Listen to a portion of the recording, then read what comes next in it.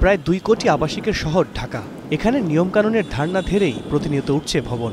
এসবের বেশিরভাগেরই নেই সঠিক নকশা। আর এর ঝুঁকির কথাই যেন মনে করিয়ে দিল গেল শুক্রবারের ভূমিকম্প। সমীক্ষা বলছে ঢাকায় ঝুঁকিপূর্ণ ভবন রয়েছে অন্তত 21,46,000। এসবের বেশিরভাগ নির্মাণেই মানা হয়নি নিয়ম। এতে 7 মাত্রার ভূমিকম্প হানা দিলে 72,000 ভবন ধসের শঙ্কা করছেন বিশেষজ্ঞরা। বিপুল পরিমাণ যে শক্তি 8.2 থেকে 9 মাত্রা শক্তি যেটা জমা হয়েছে, সেটা ক্ষুদ্রতম একটা শক্তি আজকে বের হলো। তাহলে এই খুলে যাওয়ার ফলে তাহলে আরও যে শক্তি যেটা জমা হয়েছে সেটা তাহলে সামনে নিকট ভবিষ্যতে আরো বড় মাত্রার ভূমিকম্প আমাদের আঘাত হানার এই বার্তা আজকে বহন করছে। আমরা সিসমিক অনুযায়ী আমরা ডেঞ্জারাস কন্ডিশনে আছি। টুডে অর টুমরো বড় ধরনের একটা ভূমিকম্প হবে। ফায়ার সার্ভিসের তথ্য বলছে ঢাকায় গড়ে 58টি ভবনের মধ্যে 9টি অতি ঝুঁকিপূর্ণ, 14টি মধ্যম ঝুঁকির ও 35টি ঝুঁকিপূর্ণ। উত্তর ও দক্ষিণ ঢাকার অধিকাংশ ভবনের বয়স 20 থেকে 30 বছর। এতে প্রশ্ন উঠেছে, এ পরিস্থিতি সৃষ্টির জন্য দায় কার?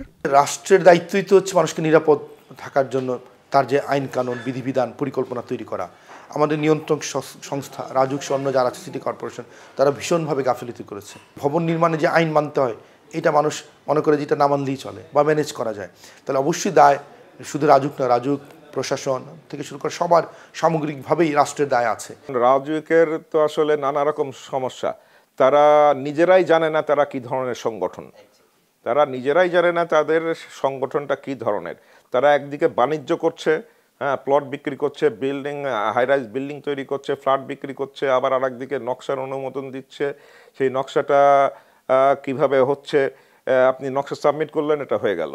বিশ্বে বসবাসযোগ্য শহরের তালিকায় 3 ধাপ পিছিয়েছে ঢাকা। ইকোনমিস্ট ইন্টেলিজেন্স ইউনিটের গ্লোবাল লিভেবিলিটি ইন্ডেক্সের 171তম অবস্থানে এই শহর।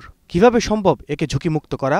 21 লক্ষ ঝুঁকিপূর্ণ ভবনের মধ্যে কোনগুলো অতি ঝুঁকিপূর্ণ, যেগুলো একদমই ব্যবহারের অনুপযোগী বা এগুলো রিস্কি, আর কোনগুলি মাঝারি ঝুঁকিপূর্ণ, কোনগুলো কম ঝুঁকিপূর্ণ, সেই তালিকা করে আমরা তখন আলাদা করে ফেললাম। এবং তারপরে কিন্তু আমাদের তখন করণীয় যে তাহলে যেগুলো অতি ঝুঁকিপূর্ণ সেভাবে মানুষকে আস্তে আস্তে সরানোর একটা উদ্যোগ নিতে হবে। যেগুলো মাঝারি ঝুঁকিপূর্ণ সেগুলোকে রেট্রোফিটিং করা দরকার। এবং এই ক্ষেত্রে কোনো ধরনের ছাড় দেওয়ার সুযোগ নেই। যে ভবন মালিক চাচ্ছে কি চাচ্ছে না তার চেয়ে বেশি রাষ্ট্র চিহ্নিত করে দিবে কোনগুলোকে অবশ্যই এই রেট্রোফিটিং কার্যক্রমে আসতে হবে। বাংলাদেশের একমাত্র উপায়, যেহেতু ভূমিকম্পের জন্য বিল্ডিংগুলো খুব নাজুক, সেই জন্য বিল্ডিং কোড অনুযায়ী বিল্ডিংগুলো করতে হবে।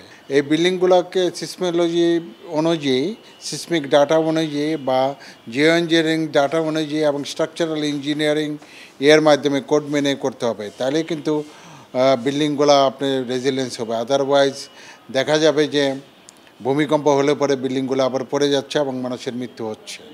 এই অবস্থা থেকে বেরিয়ে আসতে সরকারের পাশাপাশি নগরবাসীকেও এগিয়ে আসতে বলছেন বিশেষজ্ঞরা। সামাজিক আবাসন প্রক্রিয়া চালুর পাশাপাশি শুধু ঢাকা নয়, পাশের শহরগুলোতেও বাড়াতে হবে নজরদারি। ঢাকার নগরায়ণ যতটা বাড়ছে, নিরাপত্তা ঝুঁকি ঠিক ততটাই বাড়ছে। 21,46,000 ঝুঁকিপূর্ণ ভবনের এই শহরে একটু অসচেতনতাই কিন্তু ডেকে আনতে পারে বড় ধরনের বিপর্যয়। আর তাই যথাযথ পরিকল্পনা আর কার্যকর নজরদারির মাধ্যমে ঢাকাকে বসবাসযোগ্য গড়ে তোলা এখন সময়ের দাবি, এমনটাই বলছেন বিশেষজ্ঞরা। আল কাসির, স্টার নিউজ, ঢাকা।